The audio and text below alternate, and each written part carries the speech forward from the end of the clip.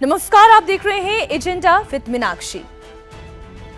धर्मेंद्र प्रधान का इस्तीफा हुआ, जंतर मंतर पर प्रदर्शन खत्म हुआ, प्रहलाद जोशी नए शिक्षा मंत्री बनाए गए और परीक्षा के इस पूरे तंत्र में सुधार के लिए सार्वजनिक परीक्षा संशोधन विधेयक आज लोकसभा में केंद्रीय मंत्री जितेंद्र सिंह ने पेश कर दिया। विपक्ष के भारी हंगामे के बीच लोकसभा में यह बिल पेश किया गया है। प्रधानमंत्री नरेंद्र मोदी ने जो छात्रों से वादा किया था कि छात्रों के भविष्य के साथ खिलवाड़ नहीं होने देंगे, एक भी छात्र को यह ना लगे कि उसका भविष्य खतरे में है, एक भी छात्र का दिल नहीं दुखना चाहिए और परीक्षा तंत्र में आमूल-चूल परिवर्तन होना चाहिए, स्ट्रक्चरल रिफॉर्म होना चाहिए। जो वादा प्रधानमंत्री नरेंद्र मोदी ने छात्रों से किया था, उस वादे के पूर्ण होने का आज का दिन है। प्रधानमंत्री नरेंद्र मोदी ने ऐलान कर दिया और एक के बाद एक 3 इंस्टाग्राम पर उन्होंने जो पोस्ट किए हैं, उसके बाद ये बात तो तय है कि प्रधानमंत्री नरेंद्र मोदी अब सीधा जेन ज़ी यानी कि उन युवाओं को कनेक्ट कर रहे हैं जो चाहते हैं कि परीक्षा और शिक्षा तंत्र में आमूल-चूल परिवर्तन आए, जो ये चाहते हैं कि बार बार पेपर लीक के झंझट से उन्हें छुटकारा मिल जाए। और हमारे देश में वाकई इसकी आवश्यकता है। और मैं कई बार पहले भी कह चुकी हूं कि ऐसा क्यों है कि हमारे देश में कभी चुनाव तो लीक नहीं होता, चुनाव से जुड़ी हुई खबरें तो कभी लीक नहीं होती, लेकिन बच्चों की परीक्षा का पेपर कैसे लीक हो जाता है। खैर, ये सब पुरानी बातें हैं। अब आज की बात यह है कि प्रधानमंत्री नरेंद्र मोदी ने टास्क फोर्स तैयार कर दी है और लीक पर रोक लगाने के लिए प्रधानमंत्री नरेंद्र मोदी कटिबद्ध दिखाई दे रहे हैं। और जैसा उन्होंने वादा किया था, आज का दिन परीक्षा के इसी तंत्र में सुधार का दिन है, आज चर्चा का दिन है। अब लोग ये पूछ रहे हैं कि भाई ऐसा इस सरकार ने क्या कर दिया है, क्या करिश्मा कर दिया है, क्योंकि साल 2024 में भी एक ऐसा ही कानून लाया गया था, यही सरकार लेकर आई थी, विपक्ष ने भी चर्चा में साथ दिया था और फिर पेपर लीक के खिलाफ एक सख्त कानून भी बना था। तब शिक्षा मंत्री धर्मेंद्र प्रधान थे, लेकिन उसके बावजूद पेपर लीक हुआ। तो अब सरकार ऐसा क्या करने जा रही है जिससे कि लीक पर पूरी तरीके से प्रतिबंध लगा दिया गया है, लगा दिया जाएगा। इसे समझाने के लिए मैं कुछ डेटा आपके सामने रखने जा रही हूं। तो साल 2024 में जो कानून आया था और साल 2026 में जो आज कानून आया है, उन दोनों में क्या क्या भिन्नताएं हैं वो मैं आपके सामने रखने जा रही हूं। तो पहले तो कानून का नाम है सार्वजनिक परीक्षा संशोधन विधेयक 2026, जो केंद्रीय मंत्री जितेंद्र सिंह ने लोकसभा के पटल पर रखा है। अब ये क्या कहता है वो आप समझिए। जो पिछला कानून था, जो 2024 में कानून था, उसमें 3 से 5 साल की सजा का प्रावधान रखा गया था, यानी कि मिनिमम 3 इयर्स का पनिशमेंट और मैक्सिमम 5 इयर्स का पनिशमेंट। लेकिन 2026 का ये संशोधन विधेयक ये कहता है कि ये सजा का प्रावधान, इसकी समय सीमा बढ़ा दी गई है, यानी कि 5 साल मिनिमम और मैक्सिमम 10 साल का प्रावधान इसमें रखा गया है। अब बात आती है जुर्माने की। तो 2024 का प्रावधान, कानून का प्रावधान ये कहता था कि 10 लाख रुपए तक का जुर्माना लगाया जाएगा, लेकिन जो विधेयक पेश किया गया है, तो साल 2026 के इस विधेयक के अनुसार 50 लाख रुपए तक का जुर्माना वसूला जाएगा। अगर ऑर्गेनाइज पेपर लीक होता है तो इसमें कितनी सजा है वो भी आप जान लें। 2024 का कानून ये कहता था कि 5 से 10 साल तक की सजा का प्रावधान है, लेकिन 2026 का कानून ये कहता है कि 10 साल तो मैक्सिमम पीरियड है, लेकिन मिनिमम पीरियड जो पहले 5 साल का था उसे बढ़ाकर 7 साल कर दिया गया है। यानी कि यदि कोई व्यक्ति दोषी पाया जाता है तो उसे मिनिमम 7 साल और 10 साल तक की सजा भोगनी होगी। अब जुर्माना कितना है ऑर्गेनाइज्ड पेपर लीक में? तो 24 का कानून ये कहता है कि 1 करोड़ रुपए का जुर्माना, लेकिन 2026 में ये सीधा 10 करोड़ रुपए का जुर्माना घोषित कर दिया गया है। इसके अलावा अगर सर्विस प्रोवाइडर फर्म पकड़ी जाती है, दोषी पाई जाती है, तो फिर उसके लिए सजा का क्या प्रावधान है? ये प्रावधान और सख्त है। 24 का कानून ये कहता था कि 1 करोड़ रुपए जुर्माना, एग्जाम कॉस्ट की वसूली और 4 साल तक के लिए उस कंपनी को ब्लैकलिस्ट कर दिया जाएगा। अब 2026 का ये विधेयक यदि कानून की शक्ल लेता है तो ऐसी परिस्थिति में जो 1 करोड़ रुपए का जुर्माना था वो 5 करोड़ रुपए का हो जाएगा। जो एग्जामिनेशन कॉस्ट है वो एग्जामिनेशन कॉस्ट इस मामले में भी, इस कानून के तहत भी उसी सर्विस प्रोवाइडर फर्म से वसूली जाएगी। और रही बात ब्लैक लिस्टिंग की, तो पहले जो 4 साल की ब्लैक लिस्टिंग थी अब उसे बढ़ाकर 8 साल की ब्लैक लिस्टिंग कर दी गई है।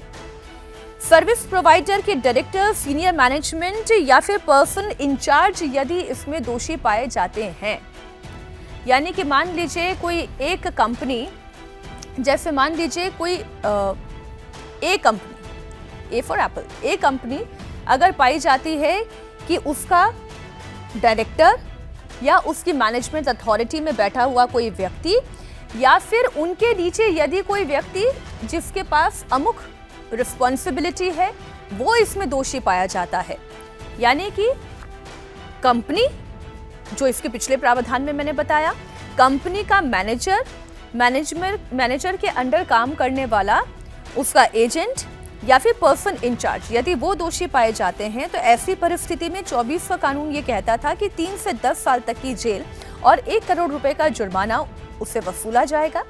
लेकिन 2026 का विधेयक यदि कानून की शक्ल लेता है तो ऐसी परिस्थिति में 5 से 10 साल तक की जेल और 5 करोड़ रुपए तक का जुर्माना। अब इंपॉर्टेंट बात यह है कि इसकी डेडलाइन क्या है, क्योंकि जो संजीव मुखिया वाला मामला भी हाल ही में हमने देखा कि उसके ऊपर केस भी दर्ज किया गया, जांच भी हुई, लेकिन उसे बरी कर दिया गया। तो इससे बचने के लिए ही प्रधानमंत्री नरेंद्र मोदी ने यह कहा है कि अब केवल एक एजेंसी जांच नहीं करेगी, पुलिस जांच करेगी, सीबीआई जांच करेगी और स्पेशल टास्क फोर्स भी मामले की जांच करेगी, उसके रूट कॉज तक पहुंचेगी। अब वो कैसे होगा वो मैं आगे आपको बताऊंगी और उसमें कौन कौन सदस्य होगा ये भी मैं आगे आपको समझाऊंगी। लेकिन हम जब टाइम फ्रेम की बात करते हैं कि जो कहा जाता है ना कि न्याय सिर्फ होना नहीं चाहिए बल्कि न्याय होते हुए दिखना चाहिए, और वो न्याय होते हुए कब दिखेगा, जब मामला फास्ट ट्रैक कोर्ट में होगा। 1 महीना जांच चल रही है, 2 महीना जांच चल रही है, 3 महीना जांच चल रही है, पता चला कि अगले वर्ष की एग्जामिनेशन की तिथि आ गई लेकिन अभी तक पुराना केस रिजॉल्व भी नहीं हुआ, उसकी जांच चली जा रही है। इससे बचने के लिए ही प्रधानमंत्री नरेंद्र मोदी ने जो पहला अनाउंसमेंट किया था वो यही किया था कि फास्ट ट्रैक कोर्ट का गठन किया जाएगा, उसका आदेश जारी कर दिया गया है। अब इस मामले में 3 महीने के अंदर अंदर पूरे मामले का निपटारा होगा, यानी पूरी सुनवाई होगी, जिसमें 2 महीना वो है जो पुलिस, सीबीआई या एसटीएफ, स्पेशल टास्क फोर्स, अपनी छानबीन में समय लगाएगी, और 2 महीने की छानबीन के बाद जब मामला कोर्ट में जाता है तो यहाँ पर फास्ट ट्रैक कोर्ट में जाएगा और 1 महीने के अंदर अंदर उसकी पूरी सुनवाई होकर यदि कोई दोषी पाया जाता है तो उस पर सजा का ऐलान भी हो जाएगा। तो वो टाइम फ्रेम अब 3 महीने का कर दिया गया है, जो कि पिछले कानून में किसी भी समय सीमा में वो बद्ध नहीं था। तो ये एक बहुत बड़ा स्टेप है कि जब कोई भी मामला फास्ट ट्रैक कोर्ट में चलता है तो फौरन उसका निस्तारण होता है। तो ऐसे मामले अब सामान्य अदालतों में नहीं बल्कि फास्ट ट्रैक कोर्ट में डील किए जाएंगे। इन्वेस्टिगेशन की डेडलाइन मैंने आपको बता दी है। चार्जशीट फाइल होने के बाद 3 महीने के अंदर अंदर पूरा ट्रायल हो जाना चाहिए। हाईकोर्ट के लिए भी फैसले की कोई डेडलाइन, जो कि पहले के कानून में नहीं थी, अब हाईकोर्ट के लिए भी फैसले की डेडलाइन है। फास्ट ट्रैक कोर्ट के फैसले को हाईकोर्ट में चैलेंज किया जाता है तो हाईकोर्ट जहां तक संभव हो वो 3 महीने के अंदर अंदर अपना फैसला देगा। मान लीजिए फास्ट ट्रैक कोर्ट ने सजा का ऐलान कर दिया, अब कोई भी वादी है वो अपनी गुहार लेकर कहां जाएगा, उससे ऊपरी अदालत में लेकर जाएगा, ऐसे में वो हाईकोर्ट में लेकर जाएगा। तो हाईकोर्ट में भी जहां तक संभव हो 3 महीने के अंदर अंदर उसे अपना फैसला सुनाना होगा, ये बाध्यता है। अब पुराने पेपर लीक केसेस में, अब ये अगर दर्शक जानना चाहें कि भाई ये कानून अगर लागू हो जाता है, पास हो जाता है, विधेयक अगर पार्लियामेंट से पास हो जाता है तो जो प्रक्रिया है, पहले लोकसभा से पास होगा, फिर राज्यसभा से पास होगा, फिर राष्ट्रपति के हस्ताक्षर होंगे, तब कोई विधेयक कानून की शक्ल लेगा। ऐसे में क्या जितने पेपर लीक के पुराने केसेस हैं और उसके जो आरोपी हैं, क्या उन पर भी ये एप्लीकेबल होगा? नहीं, इसका अलग से कोई जिक्र नहीं है। पुराने पेपर लीक को लेकर 26 का कानून ये कहता है कि फास्ट ट्रैक कोर्ट में ये तमाम केसेस ट्रांसफर हो जाएंगे। अब आप ये देखिए कि जितने भी कानून हमारे देश में बने हैं वो पुराने केसेस को डील नहीं करते, जबकि उस कानून के उस दिन पास होने के साथ साथ जितने नए केसेस आते हैं उन केसेस को वो डील करते हैं। लेकिन इस मामले में प्रक्रिया थोड़ी अलग है। फास्ट ट्रैक कोर्ट में ये तमाम केसेस ट्रांसफर किए जाएंगे। जो 2026 में ही पेपर लीक के जो केसेस हैं या पिछले साल के भी जो पेपर लीक के केसेस हैं वो फास्ट ट्रैक कोर्ट में ही ट्रांसफर किए जाएंगे और 3 महीने के अंदर अंदर इसकी सुनवाई पूरी करनी होगी। तो ये तो वो है जो कानून के अंदर 24 और 26 के अंदर अंतर है। अब STF जिसकी हम स्पेशल टास्क फोर्स की बात कर रहे हैं और यहाँ पर एक चेहरा आपको प्रधानमंत्री नरेंद्र मोदी के पीछे दिखाई दे रहा है, ये है नंदन नीलेकणी। अब वो हर व्यक्ति जो अपने जेब में अपनी आइडेंटिटी प्रूफ आधार कार्ड को लेकर चलता है, उस हर व्यक्ति को ये जानकारी होनी चाहिए कि इस आधार कार्ड के यानी कि यूनिक आइडेंटिटी के जनक कौन है, तो वो नंदन नीलेकणी है। यूपीए सरकार के दौरान नंदन नीलेकणी को ये जिम्मेदारी दी गई थी कि वो एक ऐसा कार्ड बनाए जिसमें भारत के नागरिक की पूरी जानकारी हो, यानी कि उसका एड्रेस हो, उसकी उम्र हो, उसके हाथों के फिंगरप्रिंट हो, उसकी आंखों का रेटिना हो, आई स्कैन हो, फिंगरप्रिंट स्कैन हो और फिर उसको एक यूनिक आइडेंटिटी नंबर दिया जाता है। और जो कि आपने देखा आपके भी आधार कार्ड में एक यूनिक आइडेंटिटी नंबर है, जो कि भारतीय नागरिक होने की अपने आप में एक पहचान बन गया। अब इस यूनिक आइडेंटिटी नंबर से क्या हुआ कि चाहे वो जनधन खातों से किसी को अटैच करना हो, डायरेक्ट बेनिफिट ट्रांसफर हो, किसी का बैंक अकाउंट खोलना हो, किसी का राशन कार्ड बनवाना हो, वो सारी चीजें बहुत ही सहज और सुलभ हो गई। क्यों? क्योंकि आपके पास आधार कार्ड था। और ये कोई बहुत आसान प्रोसेस नहीं था, ये एक बहुत बड़ा काम था, बड़ा प्रोसेस था, जिसे बहुत ही सक्सेसफुली नंदन नीलेकणी अपनी अध्यक्षता में कर पाए थे। अब नंदन नीलेकणी पर प्रधानमंत्री नरेंद्र मोदी ने भरोसा जताया है और जो उन्होंने टास्क फोर्स तैयार की है उसकी चाबी अगर आप कहें या उसकी अध्यक्षता आप कहें, सबसे महत्वपूर्ण पर्सन नंदन नीलेकणी ही बनाए गए हैं इस टास्क फोर्स के। ये व्यक्ति का चुना जाना राजनीतिक तौर पर क्यों इंपॉर्टेंट है, इसका भी एक पहलू आपके सामने रख दूं। लोग प्रधानमंत्री नरेंद्र मोदी को लेकर कहते हैं कि बहुत विंडिक्टिव हैं, विपक्ष के नहीं सुनते, अपनी चलाते हैं। लेकिन इस मामले में आप देखें, जब छात्रों के भविष्य की बात आती है तो दलगत राजनीति से ऊपर उठकर प्रधानमंत्री नरेंद्र मोदी ने बिना किसी पूर्वाग्रह के ग्रसित होते हुए नंदन नीलेकणी का नाम आगे बढ़ाया है। कहने को तो आप कह सकते हैं कि भई ये तो कांग्रेस के नेता थे, इन्होंने कांग्रेस के टिकट पे चुनाव भी लड़ा था, कांग्रेस के साथ लगातार एसोसिएट रहे हैं, तो फिर इन्हें सरकार ये काम क्यों देगी? लेकिन प्रधानमंत्री नरेंद्र मोदी व्यक्ति के व्यक्तित्व और उसकी कंपैटिबिलिटी, उसके टैलेंट को पहचाना बहुत बखूबी जानती है और नंदन नीलेकणी अपनी कैपेबिलिटी को पहले भी प्रूफ कर चुके हैं और ये पूरे देश के सामने है। इसलिए आप ये कह सकते हैं कि प्रधानमंत्री नरेंद्र मोदी ने किसी भी पूर्वाग्रह से ग्रसित हुए बिना दलगत राजनीति से ऊपर उठते हुए नंदन नीलेकणी को ये जिम्मेदारी सौंपी है। पेपर लीक टास्क फोर्स के जो दूसरे सदस्य हैं वो है इसरो के पूर्व chairman S Somnath. S Somnath का नाम उन चुनिंदा वैज्ञानिकों में शामिल है जिन्होंने भारत के चंद्रयान 3 मिशन को सक्सेसफुली अंजाम दिया था। और एस सोमनाथ ने प्रधानमंत्री नरेंद्र मोदी से अपने इस पूरी जर्नी के दौरान, यानी कि चंद्रयान 3 मिशन के दौरान कई बार बातचीत की, तो वो प्रधानमंत्री नरेंद्र मोदी के काम करने के तरीके को भी जानते हैं और वो वैज्ञानिक हैं। इसलिए वैज्ञानिक आधार पर एक ऐसा परीक्षा का तंत्र बनाने में मददगार साबित हो सकते हैं जो कि लीक प्रूफ हो। तीसरा नाम है तपन डेका का, जो कि आईबी के यानी कि इंटेलिजेंस ब्यूरो के पूर्व डायरेक्टर रह चुके हैं। अगर आपको याद होगा साल 2022 में जब पॉपुलर फ्रंट ऑफ इंडिया जो कि इस्लामिक एक्सट्रीमिस्ट ग्रुप के संपर्क में थी, सिमी जैसे ग्रुप के संपर्क में थी और उसके ऊपर कई सारे देश विरोधी घटनाओं में लिप्त होने की तथ्य मिले थे। तब बहुत ही कामयाबी के साथ तपन डेका की लीडरशिप में इंटेलिजेंस ब्यूरो ने काम किया था और तपन डेका की लीडरशिप के दौरान आईबी ने ऐसे बहुत सारे देश विरोधी एलिमेंट्स को न्यूट्रलाइज किया था।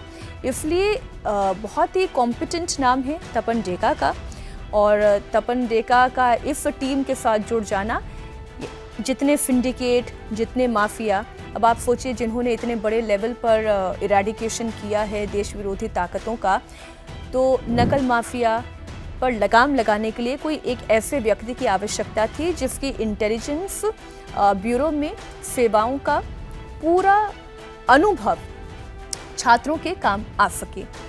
अगला नाम है वी कामाकोटी का, आईआईटी मद्रास के डायरेक्टर हैं, एजुकेशनिस्ट हैं। अनीता करवाल का, जो कि पूर्व शिक्षा सचिव रह चुकी हैं। इसके अलावा अमृतलाल मीणा का, जो कि लॉजिस्टिक एक्सपर्ट हैं। यानी कि आप इस पूरी टास्क फोर्स के नामों को देखेंगे, नंदन नीलेकणी, एस सोमनाथ, तपन डेका, अमृतलाल मीणा, अनीता करवाल और वी कामाकोटी, ये तमाम वो नाम हैं जो अपने अपने क्षेत्र में कामयाबी अर्जित कर चुके हैं और इसीलिए प्रधानमंत्री नरेंद्र मोदी ने इनके ऊपर विश्वास जताया है। अब इस टास्क फोर्स का काम क्या होगा, या फिर ये जो नया बिल आ रहा है, इस बिल का काम क्या होगा वो मैं आपको बता दूं। केवल नीट, जेईई या सीयूईटी यानी कि जो कॉमन यूनिवर्सिटी एंट्रेंस टेस्ट होता है, उसकी जिम्मेदारी के लिए सिर्फ कानून नहीं होगा, बल्कि ये यूपीएससी, एसएससी, रेलवे, बैंकिंग और दूसरी केंद्रीय भर्ती परीक्षाओं में भी ये अपना काम करेगी। अब इन परीक्षाओं में डीओपीटी के जो मंत्री हैं वो भी शामिल रहेंगे। तो इस पूरे डिस्कशन का और इस पूरी इंफॉर्मेशन का सार ये है कि एक तरफ प्रधानमंत्री नरेंद्र मोदी हैं जो टास्क फोर्स बना रहे हैं, जो फास्ट ट्रैक कोर्ट्स बना रहे हैं, जो एक ऐसा कानून देश के छात्रों को देने जा रहे हैं जिससे पूरी व्यवस्था लीक प्रूफ बनाई जा सके। लेकिन चाहे वो कांग्रेस पार्टी हो, समाजवादी पार्टी हो, आरजेडी हो, विपक्ष की अन्य पार्टी हो, उनकी एक निराशावादी सोच दिखाई दे रही है। समाजवादी पार्टी के सांसद राम गोपाल यादव का कहना है कि एक कानून बना देने से लीक खत्म नहीं होगी जब तक कि आप कोचिंग माफिया इन सब पर अंकुश नहीं लगाते हैं। बात बिल्कुल ठीक है, ये बात बिल्कुल ठीक है कि हमारे देश में हत्या, बलात्कार, चोरी, हर अपराध के लिए कानून पहले से तय है, कोर्ट भी है, सजा का प्रावधान भी है, फिर भी ना चोरी रुकी है, ना हत्या रुकी है, ना अपराध रुका है। लेकिन क्या इस तर्क पर अगर काम करें, इस लिहाज से क्या हमें कानून बनाना बंद कर देना चाहिए? क्या हमें काम करना छोड़ देना चाहिए? तब तो फिर पार्लियामेंट की भी आवश्यकता नहीं है। कॉन्स्टिट्यूशन में तो तमाम नियम दिए ही गए हैं, फिर तो हमें किसी भी रूल बुक की आवश्यकता क्या है? तो सवाल यही है कि आज के वक्त में निराशावादी होकर ये कह दिया जाए कि भाई हम सरकार के साथ नहीं है, we want to protest for the sake of protest, या फिर हमें सरकार के साथ मिलकर, विपक्ष को सरकार के साथ मिलकर छात्रों के उज्जवल भविष्य के लिए एक ऐसे कानून को बनाने में साथ देना चाहिए जिससे छात्रों के भविष्य को सुरक्षित रखा जा सके।